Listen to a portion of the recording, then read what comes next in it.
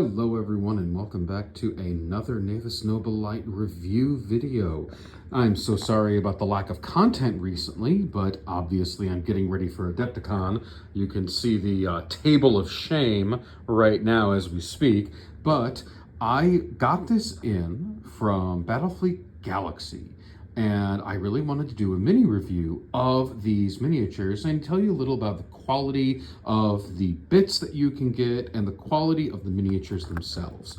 Now, I'm going to give you a full breakdown of the mini, how many parts it came in, assembly, how easy it was, because it's actually pretty representative of a lot of other Battlefleet Galaxy and his other works.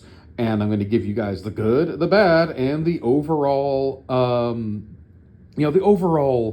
whether or not you should invest in Battlefleet Galaxy's miniatures. Now, as you can see, this is the Imperial style light cruiser. This design actually has the Grand Cruiser prow and a Grand Cruiser bay. This is actually a little bit of a preview of some other crazy things that I'm currently working for the Imperial Navy, so stay tuned and enjoy your teaser. So this miniature came, the ram spike is separate. This is a battleship ram spike. It's on there because I think it looks better than your standard cruiser, and for other reasons that you may find out in the reasonably near future. It has the middle Grand Cruiser bay. Now this Grand Cruiser prow has an adapter bit right here that is keyhole, so you don't have to worry about assembling it and making it, nice and symmetrical. That's the one advantage there. Everything basically along the main body of this ship is keyhole attachment, so you have the front, the adapter, the midsection, and the aft section that holds the two bridges. And of course, it has the two wings and this little ventral fin at the bottom, and the two engines. Those are all separate bits. This little mini tower here is a separate bit, and the bridge is a separate bit as well. So everything along the central axis, really, everything that is the prow, adapter, center section, rear section, and the ventral fin are all based upon keyhole. So it's very easy to assemble. You don't have to fiddle with it. Now, things that are not on keyholes, that are just flat surfaces, are mid-bridge, bridge, engines, and the two wings. Those are a little bit of a pain in the rear to get on there. But overall, oh, and also the ram spike, as you can see, just a flat surface, no keyhole for that. The detail, as you can see, is fantastic. Lots of gribbly bits. Very, very complicated. It makes it look like a living hand created it. Very Imperium. I really love the detail. The slaughter bays look fantastic. Even if they're a unique plasma design. The weapons bays also, they look fantastic.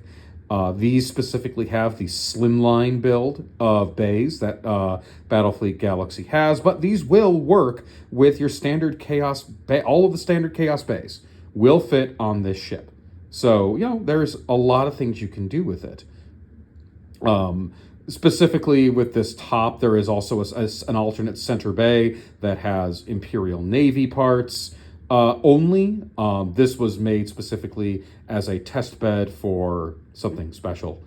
Now let's talk about other things that I got, because I wanted to get a good example of the bits. And these bits all will fit in either Imperial Navy or in Chaos bays. So let's have a look at these. These are the special. These are the unique and premium ones. Now these awesome bay things don't really correspond too much in BFG, but they came articulated. So if you wanted to have a little bit of fun, maybe with an orc ship, or maybe you want to make some special rules for yourself, I have no idea what in the world this would correspond to, but these things will come out pretty far. Oh, I am being invaded by cats. Oh dear. Anyway, also looks like this giant plasma bay right here. Plasma gun also is articulated. Now, the only thing that I'm a little sad about is this torpedo bay. Is not articulated at all. It kind of makes me sad. I was really hoping that these doors swung open. Wait. I discovered something. They do swing open. Oh, these are amazing. I take everything I said back. Now, the reason why I thought that they didn't swing open is I have another version of them. Hello, cat. Yes, Toshi. You're very cute. That doesn't swing open because their torpedoes are on that end. But no, I do have two of these that have swing out bays. Yeah, I do with one finger. Yep, these definitely do swing out. I just gotta get it to behave itself, hopefully without destroying it. These are gonna be fragile, obviously, but that is so cool. And so this will fit in a standard Imperial bay. So you have a lot of really cool choices. You also have a premium carrier bit that looks, it's supposed to go like that. So it has that cool little crenellation going. Those are really nice. Or they can go the other way if you like it that way. And for the chaos bits, you have this really nice heavy cannon. You have a really cool tower, which is an ICBM tower. You have a version of what appears to be a the murder battery turret. You have another alternative battery turret. You have either either cargo bays or ICBM launchers. These are all fantastic, and they're all compatible with either Chaos or Imperial ships. So these are really, really nice. I love these bits. I really want to make a fleet of ships that utilize all of these awesome bits and bays. So that's going to be a lot of fun to make in the future. So here is the ship. Now, what is the good part? Obviously, detail. The detail on all of Battlefleet Galaxy stuff is truly top notch. I am surrounded by cats. Oh dear. Oh dear. Anyway, getting back to the review. The detail of Battlefleet Galaxy stuff is always top notch. He's a fantastic modeler. He's one of the best in our community. If you are looking for, the ship that is meant to really be at the center of your fleet, there's definitely a good reason to go and look at him just for the level of detail that he presents. Assembly was, I would say, on the easier end of midline. Obviously, there are some flat on flats, which no way of orientation, which is always kind of a negative. Nowadays, we really do expect people to make proper keys and holes for keys. So sorry, I'm being distracted by a bunch of felines, but overall, the design is phenomenal. Design for assembly was very easy. When it comes to the bits, they are all, again, the fact that they come articulated, there's no assembly required on my end, is incredible. Boys, what are you doing? Not on the hobby table. Not on the hobby table. Jeez. I hope my minis will survive to Adepticon. Obviously, the fact that these bits come pre-articulated, they can open on their own and their own little, they have a little metal, some of them have a little metal rod inserted.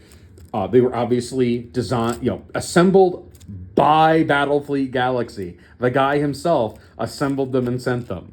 So that's a level of customer service you really don't get in a lot of 3D printed stuff. I've had a very long relationship with Battlefleet Galaxy, so just full disclosure, I paid for all of these. He did not give me any of these, but he is astoundingly willing to listen to his consumers, to find something that they may like. So he listens, which is also very rare. When it comes to obviously, we've already mentioned the aesthetic. We've mentioned ease of construction, which is about midline.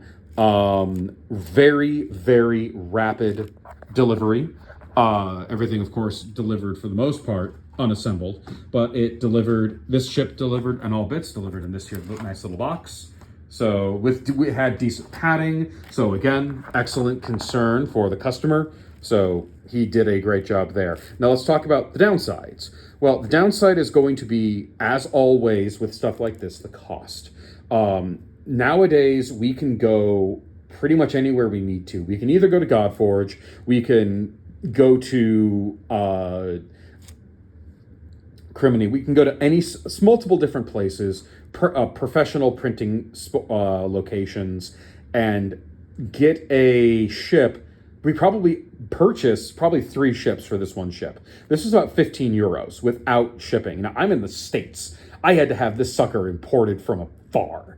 So not even the shipping was expensive. The ship itself is expensive. And this is, according to his designation, a light cruiser. At 15 bucks, this sucker is, I think, more expensive than a Dauntless was back in the day. So it's an expensive ship. And think about what we're getting for it. We're getting basically a cruiser for 15 bucks. Back in the day, we could spend 20 bucks and get 2 cruisers. So that's the standard I generally use. These are expensive for what you get. Man, these things are so nice, though. You're definitely getting what you paid for, though, just to be clear. Now, I did actually talk to Battlefleet Galaxy. I gave him a little preview of the review, and he thought that, stating, yes, these are expensive, but these are also meant to be the centerpiece of your fleet, and he went to the extra mile to make sure that they were heavily customizable. So what you get, if it is worth it for you, you can buy, these ships are worth their money. But most people are looking to get into BFG on the cheap. Other downside, he doesn't release his STLs. And the reason why I consider that a pretty significant downside is if something happens to Battlefleet Galaxy, these ships are gone. We'll never be able to buy them again. This is something that I always tell all of my 3D printing guys who want to make a company out of selling BFG minis. You got to have your STLs for sale. It doesn't matter how expensive they are. People will buy them.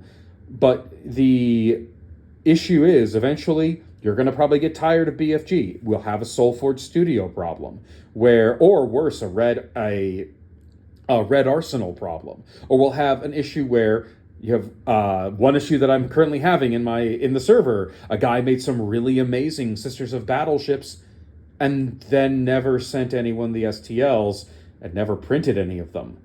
So they're gone forever. All I have are photos of them. Photos of the 3D model even. They were never even printed. So this is something that I keep trying to stress. Yes, I understand you're trying to earn as much money from these as you can, but you have to think about the future and make sure that your artwork isn't eventually just lost because something happened or you lost interest.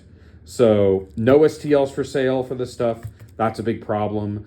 If this thing were for sale for 50 euros for the STLs, I'd buy it in a heartbeat, happily with a smile on my face. Other downside, when I did receive this, it felt tacky. So the plastic didn't feel like it fully cured. It doesn't feel that way now, so it's probably finished its curing process, but I don't know if that has something to do with the shipping. Something may have happened to it during transportation, but I thought you should know. Other criticisms, I do not like anything that doesn't have a proper keyhole. I think that we are at the level of sophistication now that even if we have customization options and multiples of them, that a standardization of a keyhole on any mini as complicated as this should have keyholes for bridge, secondary, wings, and prow underside. Because the alternative is we run into a lot of problems that we had for the really, really early fan-made stuff where it just, unfortunately, it got too tedious to make ships in enough quantity to actually have a proper battle fleet.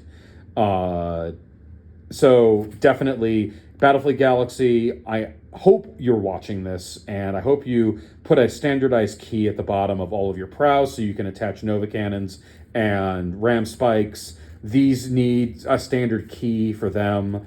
I know it sounds like a daunting task, but I know for a fact that it can be done on ships as detailed as this because the Deadly Caffeine's Tau are easily as detailed as this, and he has keys for even the tiniest things. So that is what I would consider to be an irritating negative, but not one enough if you like your aesthetic of his ships to prevent you from buying. Shipping was fantastic. Oh, there was one other very important thing. So this is on a stand. As you can see, the stand is receded into the Mini, but I have to get it out. It's actually pretty well in there.